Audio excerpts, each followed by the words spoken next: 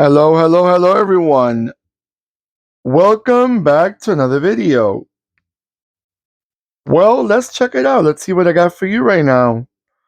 If you like those Italian, quite basic, probably bread and butter type of car, but at the same time, were the cars that a lot of people wanted to have because they were like a mid-size wagon that you can carry your family in. And these are the type of cars that everybody wanted to have because they were cars that were practical to own with the family if you work with deliveries or have everybody and the dog in the house and you want to take them along. The wagons are always a car to beat when it comes to being practical.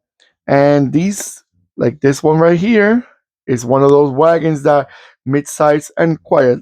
Not a bad looking car. But if you like those type of cars, like give it a proper presentation, what I got for you right now, it's a 143 scale Fiat Stilo, and this is the wagon version, station wagon. Now, what can I tell you about the Fiat Stilo? Like I said before, I kind of described it at the beginning. It's more or less like the typical wagon back in the mm, early 2000s. Attractive, not overly like, in looks, more like basic, but, sometimes being a basic looking car, it works. You don't want to be too extravagant. Not always people like cars like that because obviously it's not a car that some people may not like those round headlights or those kind of strange looking bodies, but this one was basically very predictable for the looks. Now let's talk about this model. They made it as five a 3 or 5 door hatchback or a 5 door state or wagon. Now, let's see. They would consider a small family car. That was the segment they were located. Assembly lines, they had one in Italy and one in Brazil. The years of production, 2001 till 2007. But in Italy, it was between 2002 till 2010. Now let's check the engines. We have a 1.2, a 1.4, 1.6, and a 1.8. These engines were 4 cylinder. Now, believe it or not, this car also had a straight 5 cylinder engine. It was a 2.45 cylinder engine. Now let's talk about the diesel engines. Diesel, you had a 1.9, and that was a JTD. JTD means Fiat. Let's see, it means it was like a turbo diesel type of engine. And then you had the regular 1.9 multi jet 4 cylinder.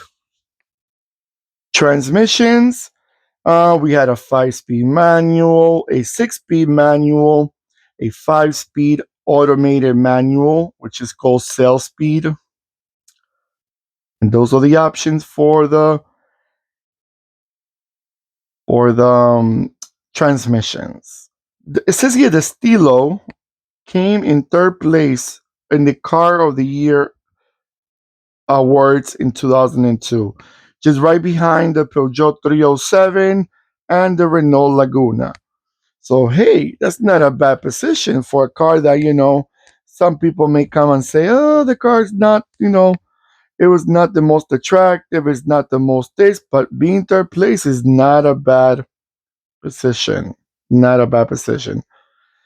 And like I said before, this car was on sale in Brazil till 2010. So after they stopped selling these cars in Europe, in Brazil they extended it for another 3 years. Usually the Brazilian or the South American market, when they sell these European models and they actually built them in Brazil or in Argentina, which are the biggest markets for manufacturing cars in South America. They usually extend them a little longer. They give them a little prolonged lifespan, especially if they are very popular. If they get to be a popular model, like the Fiat Uno was back in the days, or let's see, a few other, the Passat was also quite popular back in the days. Vehicles like that, they get an extended lifespan.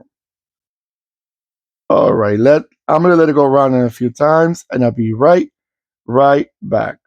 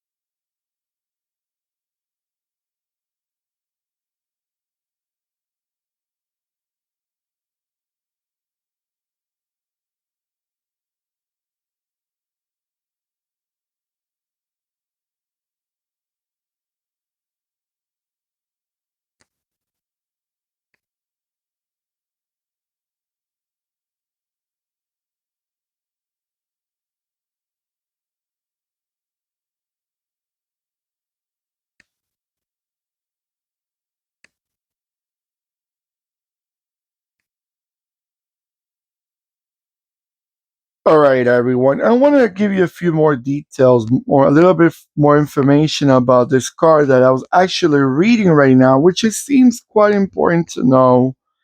Out of the sales and production, about 769,000 Stilos were produced, and about 102,662 of them were built in Brazil. Now, it says the Stilo has been a big failure for Fiat, as the company expected to reach productions of 400,000 models a year. And that was a lot less than that, definitely. It says that overall, because of the lack of sales, Fiat lost literally about $3,000 per. They gave it in pounds here. They gave it not sure if I'm reading it correctly, 2,730 pounds, like British pounds. So that's not good, right? I guess Fia has lost a bit of track. I have said this before in other videos. Sadly, the Italian car industry has dropped big time. And now that I say this, I'll tell you this real quick. I was yesterday listening to a little interview. They were saying that the Italian brands, all these Italian brands, lost about 75% of their volume that they used to produce back in 1990 till today's date. So now they're only building only about a quarter of the same amount of cars they were building back in 1990. That's a big drop.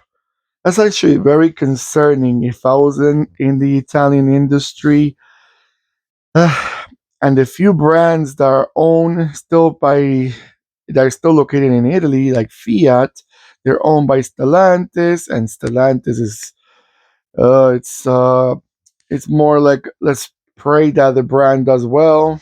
They're not the greatest company, and I'm sure more of you people may think the same way. All right, everyone, what do you guys think about this car? Do you remember them? Did you like them?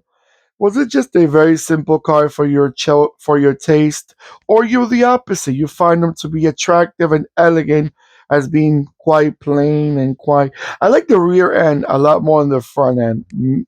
I don't know. Maybe it's me. Maybe the rear end gives me different. The front end is very bland. It's very okay. Two headlights, a grill. That's it. The rear end, I don't know. The horizontal tail lights on a wagon is usually not so common. Usually, wagons have more of a horizontal. Um, I'm sorry, vertical tail lights. Horizontal. This one has horizontal, like sideways. Usually, wagons are the opposite. That's why I like this. It gives me a bit of a different option in a wagon. Before I forget, this is a Norev vehicle 143 scale diecast. Don't forget to comment below. Let me know what you guys think about this car. Don't forget to give me a beautiful thumbs up.